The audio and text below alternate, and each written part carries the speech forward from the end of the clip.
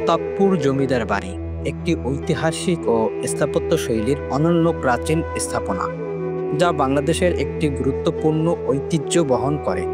এই জমিদার বাড়িটি নওগাঁ জেলার মহেশপুর উপজেলার প্রতাপপুর গ্রামে অবস্থিত। প্রতাপপুর জমিদার বাড়ি 1800 বা 1900 শতকে নির্মিত হয় বলে ধারণা করা যায়। এটি ছিল প্রতাপপুর এলাকার প্রভাবশালী জমিদার পরিবারের আবাসস্থল। জমিদার বাড়িটি মূলত ইউরোপিয়ান ও ভারতীয় স্থাপত্য শৈলীর সংমিশ্রণে তৈরি। বাড়ির প্রধান ভবনটি লাল ইট এবং সিমেন্ট দিয়ে তৈরি, যার ছাদে ও দেওয়ালে কারুকাজ লক্ষ্য করা যায়।